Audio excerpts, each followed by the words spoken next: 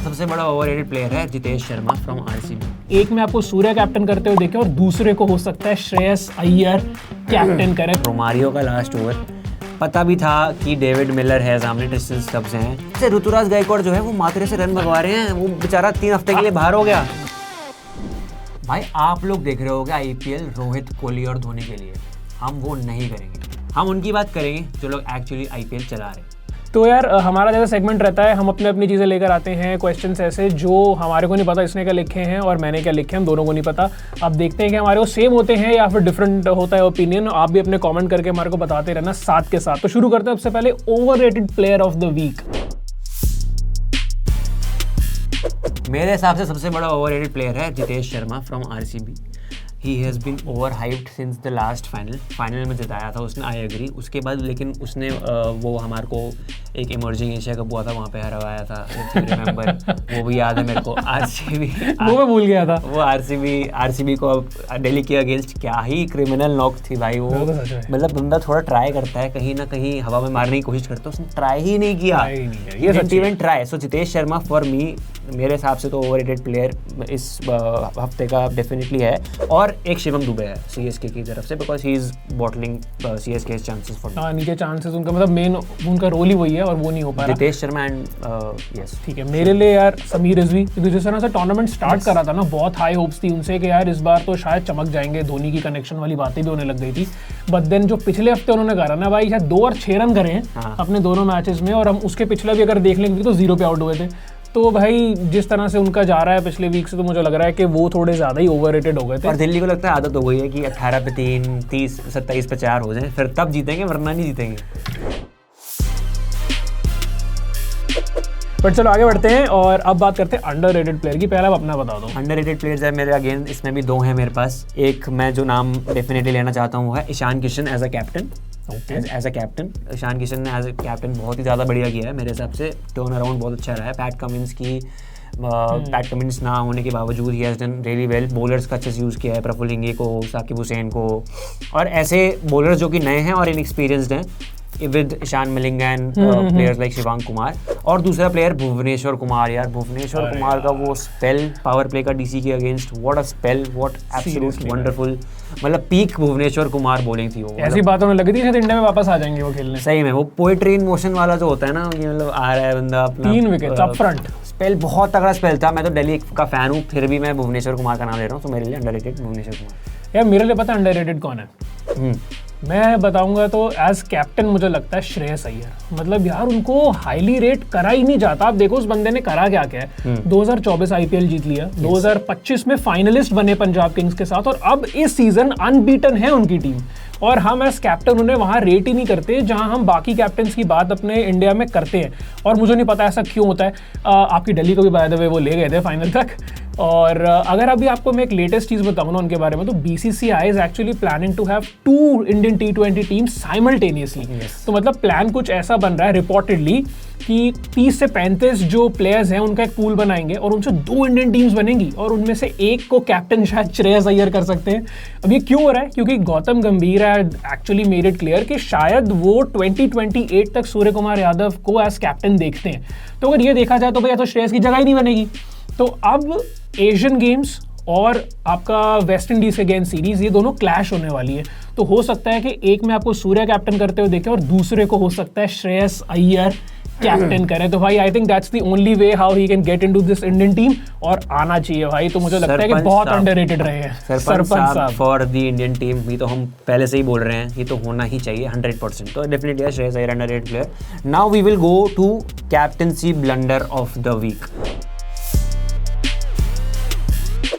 मेरे हिसाब से जो मेरे को लग रहा है वो है पाटीदार। इसीलिए बोल रहा हूँ मैं बिकॉज रोमारियो का लास्ट ओवर पता भी था कि डेविड मिलर है सामने, ट्रिस्टन स्टब्स हैं, एंडी फ्लायर ने भी बोला 2 world class finishers they have. फिर भी रोमारियो शेफर्ड को देना, मेरे को एक भी ओवर नहीं डाला था उससे पहले। सुरेश शर्मा ट्राई कर सकते थे मेरे हिसाब से। ठीक है, मतलब एक इंसिडेंट के हिसाब से आपने उनको कह दिया, बट यार बहुत वैसे तो बहुत हाईली रेटेड है वो। हाँ, बट अगर एक वीक के हिसाब से देखा जाए तो मैं कहीं ना कहीं एग्री करूँगा, क्योंकि अब जो आपने बॉलिंग की बात करी दी है कि इनको दे सकते थे और उनको नहीं दी, तो भाई उसमें मुझे लगता है एक और नाम आता है रियान पराग यार, KKR के अगेंस्ट आपने मतलब उन्हें कहते हैं ना कि गर्दन से पकड़ा हुआ था। और कुछ 78 और 5 दी, उस टाइम पे ये खुद बॉलिंग करने आ गए। और जिनको एज बॉलर खिलाया था ब्रिजेश शर्मा, उनको उन्होंने पहले तो बॉलिंग दी नहीं, उसके बाद ऐसा प्लेयर जिन्होंने सिर्फ आज तक 2 आईपीएल मैचेस खेले थे, उनको लास्ट के 2 ओवर दे दिए भाई, 18 और 20 ओवर। रियान पराग अपने आप को मैच वहीं खत्म हो गया। तो विराट कोहली समझते हैं, रियान पराग अपने आप को, मैं मान रहा हूँ नहीं करना चाहिए ये सब। ये रियान पराग को पता नहीं क्या है, उसके ऊपर से ऋतुराज गायकवाड़ जो है वो माथुरे से रन भगवा रहे हैं, वो बेचारा 3 हफ्ते के लिए बाहर हो गया। ऋतुराज गायकवाड़ उसको बाहर ही, अश्विन ने भी इस पे बोला क्या कर रहे हो भाई, दैट वाज अ ब्लंडर आपकी टीम वैसी नहीं जीत रही, आप वैसी हार रहे हो, आपका वैसी फॉर्म नहीं है, प्लीज ये सब मत करो यार। नाउ मूविंग टू आपका कंट्रोवर्सी ऑफ द वीक। यार ये उन सबसे अच्छा लगता है, पहले आप बताओ। बेस्ट लगता है मेरे को तो सबसे बेस्ट लगता है हार्दिक, मुंबई हार रही है, वो स्टेटमेंट आके बोल रहा है कि we will have to take some tough calls. हाँ मतलब हारेगी तो obviously you have to take some tough calls यार। लोग कह रहे हैं भाई पहले तू बाहर बैठ जा। हाँ पहले तू बाहर बैठ। सूर्य कुमार यादव बाहर से इम्पैक्ट प्लेयर है, वो एडवाइस दे रहा है हार्दिक को, खुद चल नहीं रहा, खुद का फॉर्म है ही नहीं, वो बाहर से हार्दिक बोल रहा है हाँ भाई ठीक है मैं कर लेता हूँ, तू मेरे को मत बता, मैं जीटी को जिता चुका हूँ।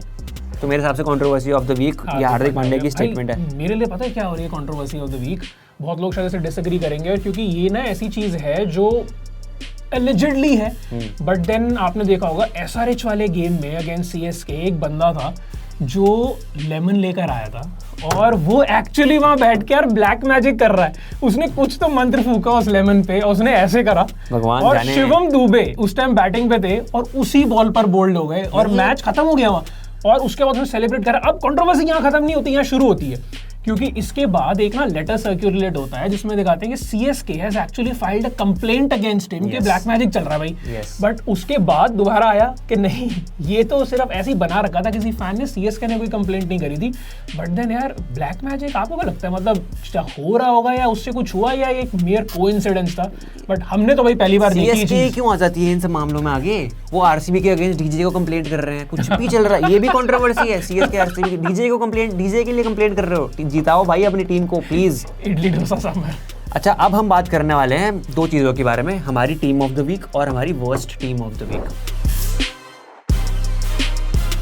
मेरे हिसाब से टीम ऑफ द वीक और आपके हिसाब से भी मेरे हिसाब से पंजाब किंग्स की रहने वाली है। Punjab Kings of the field social media game ले लो, अय्यर का ऑरा ले लो, वो मुंबई इंडियंस के अगेंस्ट कैच ले लो, मतलब पंजाब किंग्स का ऐसा है, first team by the way to win 6 मतलब unbeaten first 6 games of the week में ऑफ द आईपीएल। भाई हर बात में हमारी श्रेयस अय्यर का नाम जरूर आता है। Shreyas Iyer is definitely, statement ही मुझे बहुत बढ़िया लगी थी जब उन्होंने बोला कि यार मेरी जो टीम है ना कुछ भी चेस कर देगी, हम छक्कों का कंपटीशन कर रहे हैं, प्रियांश आर्या मारेगा, कॉनली मारेगा, जो जीतेगा उसको बैट मिलेगा। तो team of the week Punjab.